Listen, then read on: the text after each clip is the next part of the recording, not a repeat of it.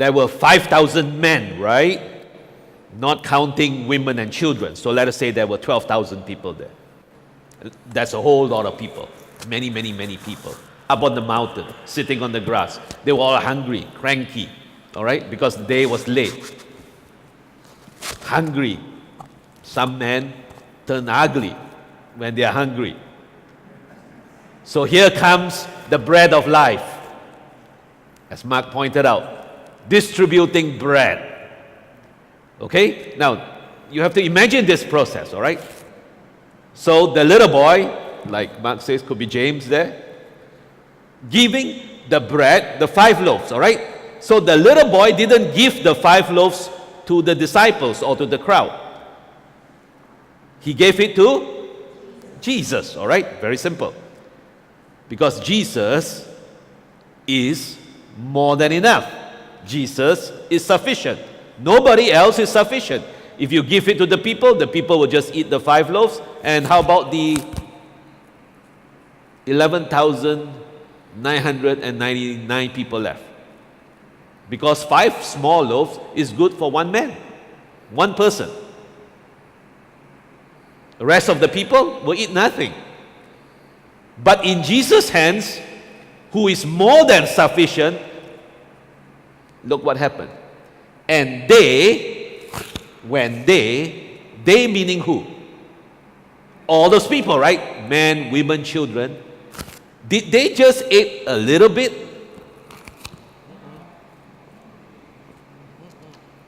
Come on. When they were what? Come on, read. You see, this is not my words. This is scripture. You're reading the Bible together with me, all right? When they, that means let's say there are 12,000 people there, were what? Filled. All right, so you have to imagine this. So let us say you know, in a short while you're going to go. Let us say you go back home and you have pizza for lunch, all right? So if you take 1 slice of pizza and you eat it, well, did you eat pizza? Yes, you did. But are you full? Come on. You say, that pizza was so good. But there was only 1 slice and then was all gone. Did you eat? Yes, I did. Bella cucina. You have 1 plate and you say, that was so good. But there was only 1 plate. You see, this didn't happen. They were what? Filled. That means, okay, give me the bread. Oh, I'm still hungry. I want more bread. Oh, I want even more bread. I want more. You see, I'm still hungry. I want more. Give me more. And Jesus said, yes, there is more for you. You can have all you want because I am the Son of God. I am not man. How many times have I told you before? You take from man, man has less. You take from God, God doesn't have less. So they were filled. All right? Mark says Peter and John were talking that night. Yeah, Peter says, Peter, fishermen. Do you think fishermen eat, like half a loaf and a little bit of fish, because he's trying to keep his shape? He goes out all day fishing. He says, oh no, I got to keep my shape, No, fishermen eat. So Peter can eat 12 loaves at one time with 20 fish stuffed inside. All you farmers here, you know what I'm talking about. All those of you who do go out and work, you eat all day. So Peter eats a lot. So Peter says, yeah, give me the loaves. Yeah, give me more. Give me more. Until Peter was filled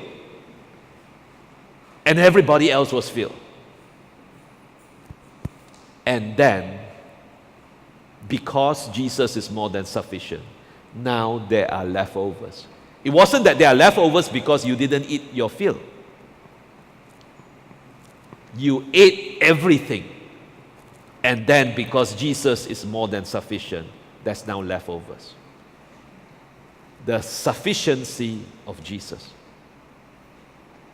That's why in this place, we give you Jesus.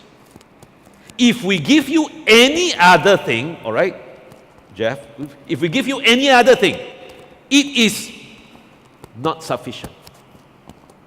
It will never be sufficient. Because it may be good for today, right? It may be good for tomorrow. It may even be good for a month. But what happens after that?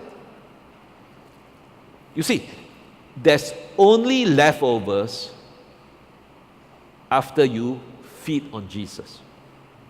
Because Jesus is more than enough. Every circumstance, every problem, everything you go through, relationship, Mark mentioned the whole list, everything that we go through, relationships, financial, health, hope for the future, depression, anxiety, nervousness, everything, addictions. You see, everything is good, it can help you for a while, but there is one person and one person only who will always be more than sufficient. And when you taste of Him, when you taste of Jesus,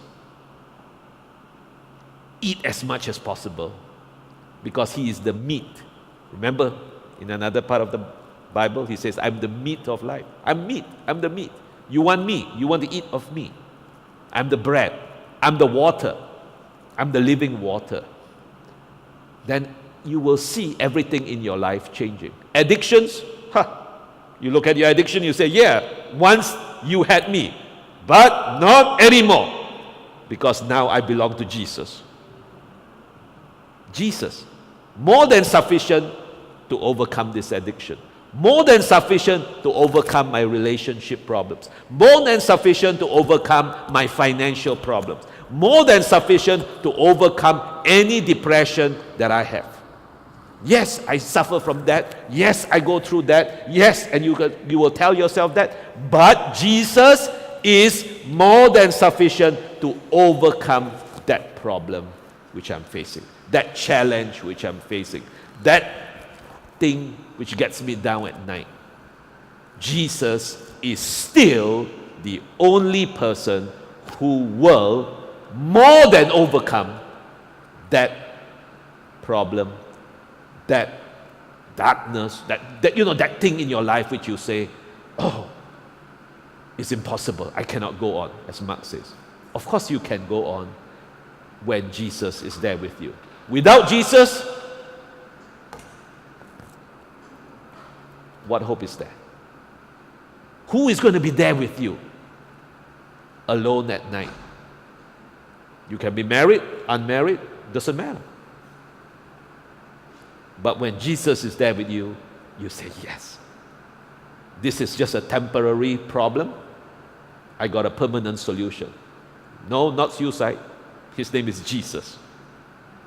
More than enough, more than sufficient.